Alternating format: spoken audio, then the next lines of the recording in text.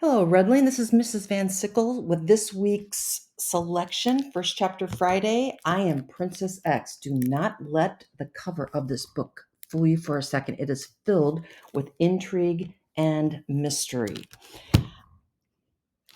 I loved this book. I was really surprised with how well developed the characters were, the strong friendship between the two main characters who've been friends since fifth grade. And they create this kind of club, this Princess X club. They make their own comics, Princess X. And this is how they become really good friends for years. Unfortunately, one of the friends dies in a car crash.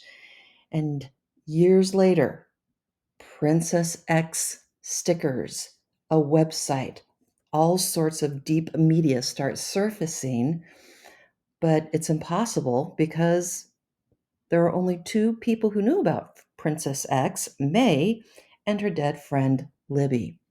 Well, as May dives into more about this underground world of Princess X, the closer she becomes to understanding if her friend was actually killed or not in an accident or murdered. I would say that this book is for the more mature reader. There is some gore, there's very little violence, there's very little swearing, but there are some more mature situations. It is a page turner. We have 4 copies of I Am Princess X in the LRC.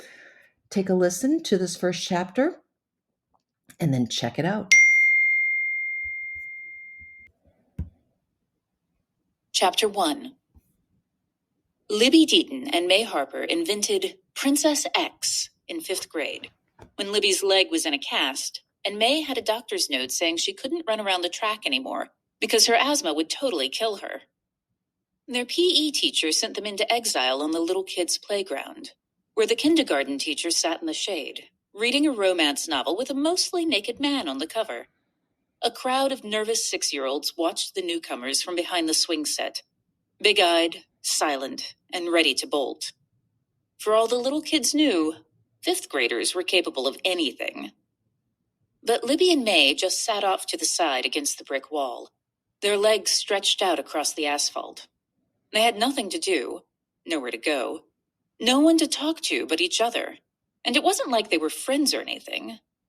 Libby had changed schools after her parents bought a new house, and May had just moved to Seattle from Atlanta.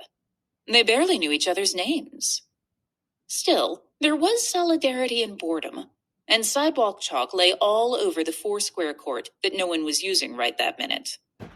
May kicked a piece that some tiny Picasso had ditched, and then crushed it with the heel of her shoe. The cement turned a satisfying cherry red, like the pavement was bleeding. She leaned her leg toward a blue piece, ready to smash it into dust as well. But Libby scooted forward, leveraging herself along with that cast-heavy leg. "Hang on," she said. "This might be cool." She gathered the remaining candy-colored chunks, lining up the pieces according to color until she had a rainbow, more or less. When she was satisfied, she called over to the little kids. "Hey, do you guys want to watch me draw?" The kindergartners exchanged wary glances. "Come on," Libby pressed. "I'll draw anything you want. I'm kind of good at it." Curious, May leaned forward. May couldn't draw for squat, but she liked watching other people be good at things. Slowly, the kindergartners emerged from their hiding places. One particularly bold child shouted, "Draw a dog!" Libby obliged, producing a green dog with a yellow collar and big blue eyes. The kindergarten girl adjusted her glasses and stood on tiptoes, squinting to see all the way over to the drawing. She nodded and looked back at her classmates. "It's a good dog," she declared. And in 5 seconds flat, a mob of demanding munchkins descended on Libby and May, each one yelling a request. "Draw a cat, a boat, a horse. Do a haunted house," urged a curly-haired kid with untied shoelaces. Libby grinned. "A haunted house. I like that one, yeah. May, give me some purple, would you?" May paused, not because she objected to purple, but because she was a little surprised. It was the first time anyone except her teacher had said her name at school. Finally, she replied, "Yeah, sure," even though it was hard to say sure without her Georgia accent coming through. She handed over the chalk and watched as Libby spent the next few minutes drawing something right out of a scary movie, except it was sort of cute instead of frightening. The house's shape was cartoony, and behind the broken windows, all the ghosts were smiling. A boy in a Mariners baseball shirt stomped up to the finished drawing and assessed it with a critical eye. "Now you have to draw a princess who lives there." "A princess who lives in the haunted house. Got it." Libby reached for the yellow, pink, and red nubs of chalk. Soon a figure took shape. A blue-haired girl in a puff-sleeved princess dress, wearing a big gold crown and red sneakers. May was transfixed. She'd never seen anybody draw anything half so good. At least, not since that time at Six Flags, when a guy at a booth drew her picture for $10. When Libby was finished, the little boy in the baseball shirt said the princess was awesome, and everyone agreed, especially May. But then the boy said, "Wait, it's not done. You forgot her wand. Give her a magic wand." May shook her head. "Nah, Libby," she said, forgetting her accent for once. "Don't give her a wand. Anyone can be awesome with magic. You should give her something cool instead." "Something cool? Okay. Like what?" "Ooh," she exclaimed. "Give her a sword." "A sword, yeah." Libby took the purple chalk and swept it along the concrete. "A sword takes skill." When she was done, she put the chalk down and wiped her hands on her pants. "How about that?" "The sword looks kind of weird," May said. She had forgotten about the kindergartners, too. "It's a katana sword, like the kind ninjas use. They're basically the best swords ever." "Oh yeah, right," May said, pretending she knew all about ninjas. "You can really mess somebody up with one of those." "Now we just have to give her a name." Libby looked up. "May, you got any ideas?" May pondered the question. She needed a good answer. She might have a new friend in the works, and she didn't want to blow it. "If she's got a sword, she's probably on a mission," she said. "Maybe she's a spy or a soldier, or like you said, she could be a ninja. She could have a code name." It couldn't be too complicated. It should be easy to remember and quick off the tongue. "We could call her Princess X." "Why X?" Libby asked. "Because X is the most mysterious letter," May told her. "And things with X's in them are usually pretty cool." She hoped she was right, and it was cool enough. Libby considered this and then nodded. "Okay, that works for me." May exhaled and smiled. "I'm glad you like it." "I do like it," Libby replied, as she added the final touches. The glimmer on the princess's crown, the logo on her chucks. "It'll work just fine. So here she is. I give you Princess X." And there on the sidewalk, the story of Princess X was written and drawn in chalk. She stood with a crown on her head, a sword in one hand, and red sneakers on her feet. She said, "I am Princess X." Beside her was an old-fashioned house with ghosts in the windows and a skeleton sitting on the front porch, all of them waving hello. As she explained, "This is my house. It is haunted, but I love it anyway." The ghosts held up a round, fat teapot and 2 small cups. "All the ghosts are very nice. We are all good friends." Next, there was a map of a sprawling nation. "I rule a kingdom called Silverdale, all by myself," said the princess. Silverdale included a painted desert, River Park Farms, the Swamp of Memories, the Cloudland Mountains, and Capital Town. "And my house, too." But as she was quick to point out, "My parents aren't dead or anything. They're just retired." The king and queen were drawn in their bathing suits, lounging upon a beach, with martinis in hand and big grins on their faces. Princess X winked and smiled from her tall gold throne. "It's a lot of work being the princess, but it's mostly fun." Libby and May did not leave Princess X on the sidewalk. They took her home, and together they built an imaginary empire.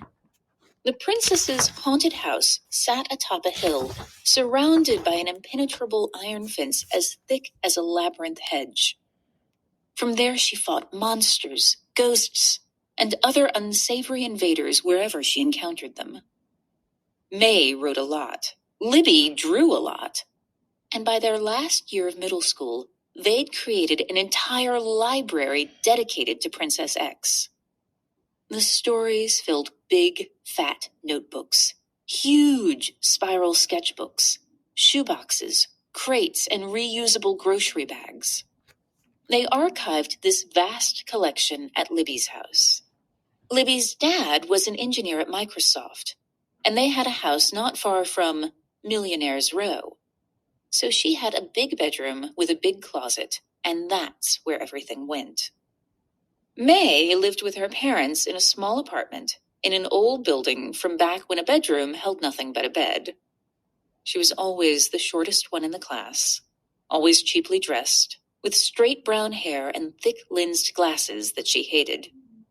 When she got teased about them, she said they were so strong she could see into the future, and the power persisted even after she traded the glasses for contacts. Libby, on the other hand, looked like a Forever 21 model by the time she was 12. She wore dangling earrings and designer jeans, and she was naturally cool. So cool, she told everyone her grandma was a ninja, and everyone believed her. Except that Libby's own mom came from Japan and said there weren't any ninjas anymore. She also said the real reason Libby's grandmother never came to visit was Libby's dad, since he wasn't from Japan. He was born someplace else, wherever white people come from, and there wasn't much Libby could do about that. So she drew a lot of stories about ninjas, because she could do something about ninjas. Probably. If she ever met any. Neither May nor Libby ever quite made any other good friends, because they didn't need any other good friends. They played a lot of video games, read a lot of comics, watched a lot of TV, and ate a lot of junk food. They climbed on the troll statue out in Fremont, taking selfies under the neon artwork of ballroom dancers, rocket ships, and diving ladies in old-fashioned swimming caps.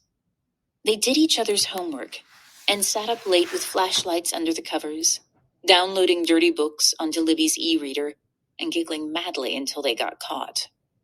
They spent their allowances on arm warmers, magazines, and hot chocolate at their favorite local joint, Black Taza, pretending it was coffee so they could feel like grown-ups. But even with all the regular real-life stuff, they still found time for Princess X, dragging their binders to the coffee shop and spreading out their notes, making up character sheets for all the good guys, bad guys, and other assorted guys who populated the country of Silverdale. The princess became their alter ego, their avatar, their third best friend. One day, on the sidewalk in front of Pacific Place Mall, Libby got hollered at by a wild-eyed white guy with a crazy sign that listed all the reasons America was going to hell. The sign was particularly concerned with how everyone was marrying everyone else, and soon America wouldn't have any black, white, yellow, or red people anymore, just gray ones. May called the sign waver stupid and said, "Anyway, gray's a great color, especially in Seattle. Around here, gray's practically patriotic." "Heck yeah, gray's a great color," Libby said, mustering a smile. "Just look at me. I make gray look cool." A few weeks after that, they took a standardized test at school. One of the questions asked for the student's race, and Libby wrote in gray next to the line that came after other. The teacher gave her a fresh sheet and made her do that part over. He said that when Libby grew up, she could call herself anything she wanted, but on that test, she'd have to pick one of the ovals and fill it in even if it wasn't quite right. But of course, Libby didn't grow up. She died in Salmon Bay instead, supposedly. Mrs. Deaton fell asleep while she was driving Libby home from gymnastics. She drove off the Ballard Bridge, and it took the search and rescue people 2 days to find the car. When they did, Mrs. Deaton's body was still strapped into the driver's seat, but Libby was missing. Her backpack was lying on the floor on the passenger side, and her window was broken out.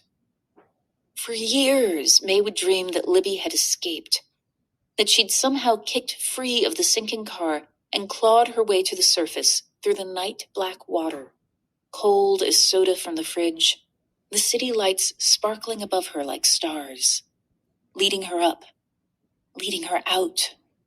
She'd burst through the surface of the bay, her soaked hair spilling down her shoulders like a mermaid's, trailing behind her as she swam toward home. And then May always woke up cold and crying, because that wasn't what happened at all. What happened was, they found Libby's body a couple weeks later, slapping slowly, squishily, against a sailboat at a nearby marina. She was half destroyed by the nibbles of sea creatures and swollen with water, unrecognizable to anyone. She was identified by her clothes and the soggy student ID in her back pocket. If they'd only let her see Libby's body, May might have never had those dreams, she thought. She might have never picked up her old glasses, wearing them to bed at night in case she could see something better than the future. She could see the past, too. If she'd only gotten a glimpse of what was left of her best friend, her imagination wouldn't have lied with that same stupid dream of Libby's escape over and over again, year after year. Sometimes she'd go for a few months without it and almost forget, and then the dream would sneak up on her, and she'd sit up, shocked and shaking, so perfectly confident that she'd seen Libby, and she was alive, swimming to freedom, swimming to May, reaching for her outstretched hand, almost grabbing it. And then, sinking back into Salmon Bay, because May didn't wear glasses anymore, and fortunes were just stories that weren't ever true in the first place. There was a funeral, closed casket natch. May tried to pry the coffin open when no one was looking, but they'd really locked that sucker down. Maybe everyone knew her better than she thought. They buried Libby beside her mother in a distant suburb, so May couldn't visit her very often. The last time she went, she knew she probably wouldn't be back again anytime soon, or maybe ever. While her parents bickered quietly behind some tombstones and trees, May whispered to Libby as loudly as she dared. "My parents are probably getting a divorce," she told her. It felt weird to say it out loud, because her parents hadn't said it out loud yet. That didn't matter. She could see it coming from a mile away. She sat down cross-legged beside the grave, still lumpy and fresh, with just a smattering of new grass growing all scraggly over the top. She picked at the young, green blades, pulling them one by one and dropping them into a little pile. If they do get a divorce, or when they do, I guess, I'll probably have to go back to Atlanta with my mom.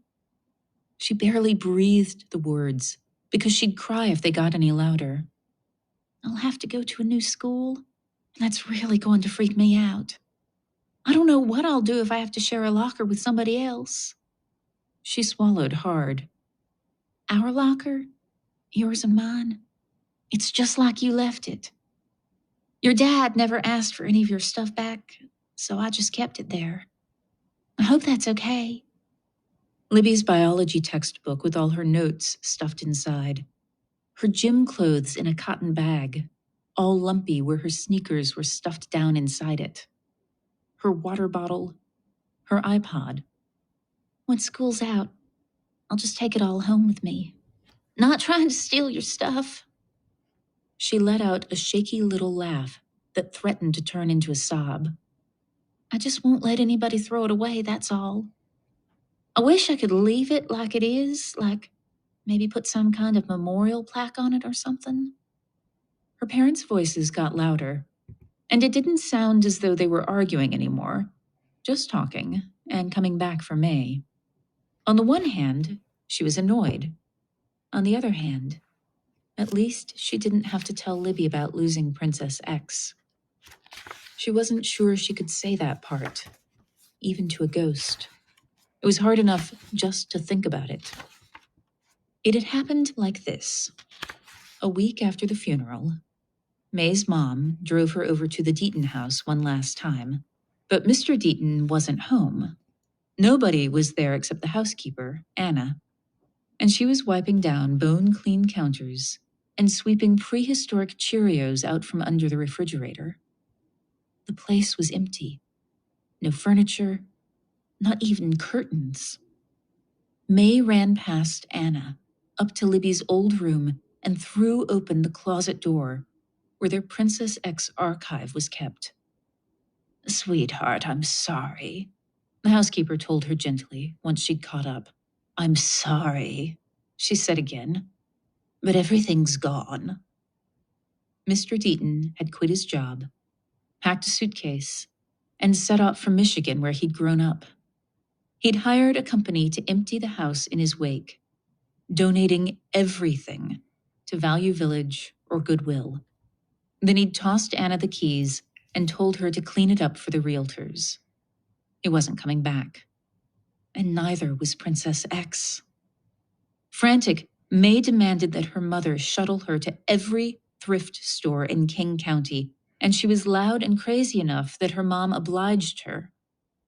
Or else her dad did, because that way her parents didn't have to spend any time together. They'd rather babysit their daughter through a nervous breakdown than face each other over supper. May never did find those boxes filled with Princess X adventures, comic strips, and catalog cutouts of things the princess might wear or places she might go. Her parents never patched it up. They went ahead and split a few months later. Her dad stayed in Seattle, and her mom took her to live in Atlanta most of the year, with summer and alternating holidays back in the Northwest. So her accent got Southern again, and she was often cold and lonely. Libby was dead. Princess X disappeared. May lost her best friend again and again and again.